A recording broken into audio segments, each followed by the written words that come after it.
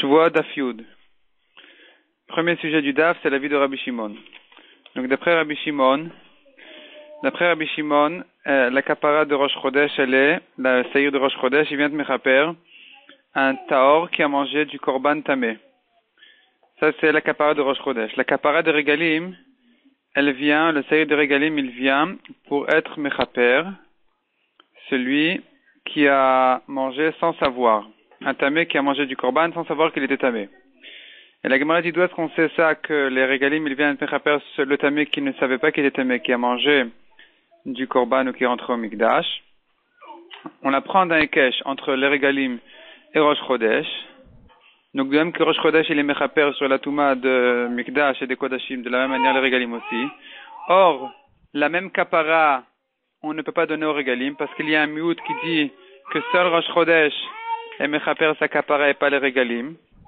Donc, il faut trouver une autre kapara pour les Regalim. Toutes les autres kaparotes sont déjà prises. Un taor qui a mangé du tamé, c'est la kapara de Rosh Chodesh. Celui qui savait qu'il était tamé avant de fauter et pas après, c'est le saïr qui est fait à l'intérieur.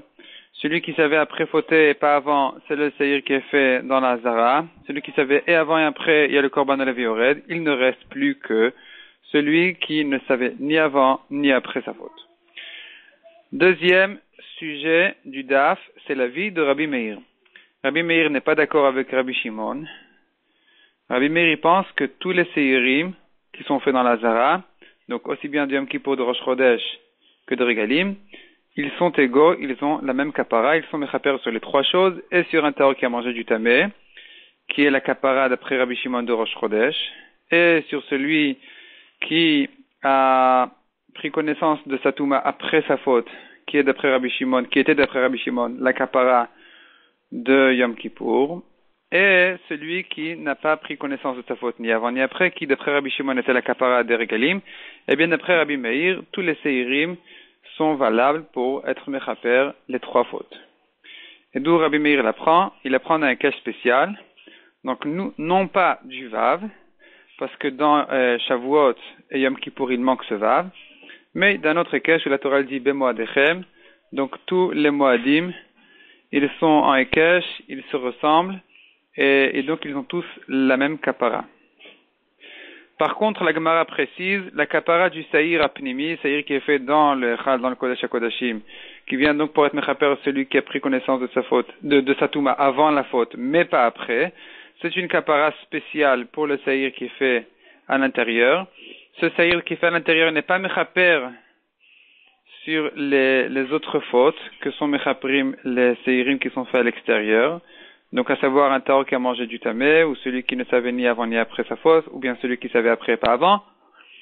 Tandis que le saïr apnimi n'est mechaper que sur celui qui a pris connaissance de sa touma avant la faute, mais pas pendant ni après. Donc on apprend un passage qui dit achat bashana, achat, il n'a qu'une seule kapara, et de même que lui n'est pas mechaper sur les fautes que les seirim achitzonim sont mechaprim, de la même manière les seirim qui sont faits dans la Zara ne sont pas mechaprim sur la faute que le saïr qui est fait à l'intérieur est mechaper, à savoir celui qui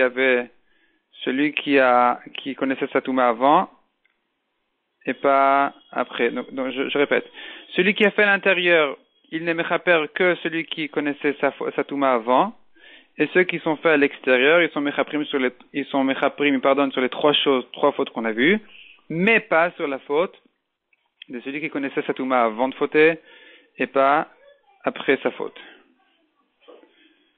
D'après Rabbi Shimon,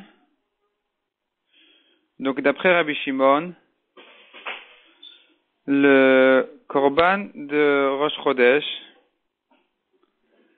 n'est pas mechaper sur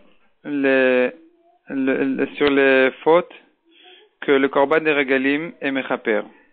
La Torah dit Avon, Rosh Chodesh ne vient pardonner qu'une seule faute, c'est le taor qui a mangé du korban tamé. Les Regalim de même ne sont mechaprim qu'une seule faute, c'est celui qui ne savait ni avant ni après sa faute qu'il était tamé. Et Rosh Chodesh n'est pas mechaprim. Seuls les Regalim sont mechaprim sur ça, pas Rosh Chodesh, comme la Torah dit, Ota natan lachem, Lechaper alavon aeda. Donc on apprend de ces psukim-là, Ota, seul Rosh Chodesh, et Mechaper sur la kapara de Rosh Chodesh, et Rosh Chodesh n'est Mechaper que sur un avon et pas deux. Donc finalement, Rosh Chodesh est Mechaper que sur celui qui a mangé du Korban Tameh, et les Regalim ne sont pas Mechaprim sur cette faute-là de Rosh Chodesh, enfin que Rosh Chodesh est Mechaper, mais que sur ce que eux ils sont Mechaprim, à savoir celui qui ne savait pas ni avant ni après sa faute. De la même manière, ils ne sont pas Mechaprim sur la kapara de Yom Kippour qui est faite dans la Hazara, donc à savoir celui qui ne connaissait sa Touma que après avoir fauté, et ni Yom Kippour n'est Mechaper sur le cas de faute que les Regalim sont Mechaprim, donc celui qui ne connaissait ni avant ni après, puisque le Torah dit Vechiper Achat. Vechiper Achat, donc le Korban de Yom Kippour n'a qu'une seule kapara. Ensuite, il y a l'avis de Rabbi Shimon ben Yehuda au nom de Rabbi Shimon, qui pense que les kaparotes s'ajoutent une sur l'autre. Donc il y a la kapara de Rosh Chodesh, c'est une kapara de base, sur celui qui a le taor qui a mangé du Korban Tameh. Celui-là, ce Korban de Rosh Chodesh n'a pas d'autre kapara que celle-là, puisque la Torah dit Avon, donc une seule faute et pas deux. Rabbi Shimon ben Yehuda n'est pas d'Oresh, la dracha qui viendrait dire que seul Rosh Chodesh est Mechaper sur ça et pas un autre Chag, puisqu'il pense que les Regalim sont Mechaprim, s'ajoutent à cette kapara-là, et ils sont Mechaprim non seulement sur la kapara de Rosh Chodesh, donc celui qui a mangé du Korban Tameh, mais même celui qui a un Tameh qui a mangé du Korban sans savoir qu'il était Tameh ni avant ni après.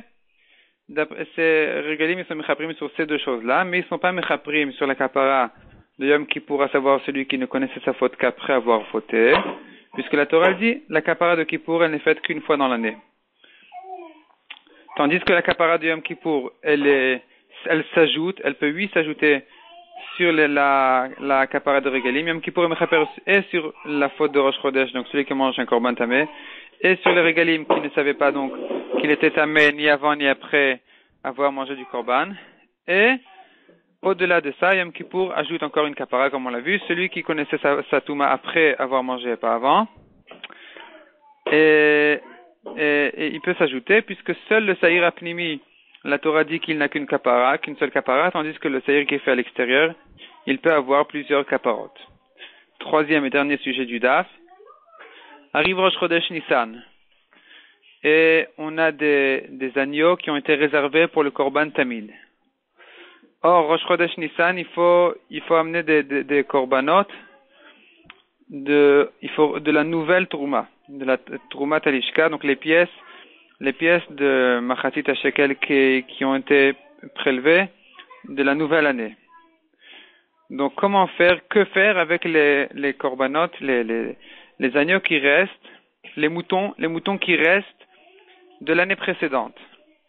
La Gemara dit, on peut les racheter, même s'ils sont tmimim, ils n'ont pas de défaut, on peut les racheter. Contrairement à la halakha habituelle qu'un korban tamim ne peut pas être racheté, ici on peut être racheté. De la même manière qu'on a vu à propos de la Ktoret qu'elle peut aussi être rachetée une fois qu'arrive Rosh Chodesh Nissan et qu'on est obligé d'amener la Ktoret de la nouvelle Trouma. Et c'est une halakha spéciale qui s'appelle Lev Bedin Vatne. Donc le Bedin fait un tnaï. Le Bedin, depuis le début où on a été makdish les moutons ou la Ktoret, le Bedin considère que ce qui va rester et qu'on ne pourra pas utiliser en tant que korban, eh bien il n'aura pas de Kedushat Agouf, mais qu'une Kedushat Damim qui peut être rachetée. Et c'est comme ça qu'on peut racheter ces korbanot-là, même s'ils sont tmimim.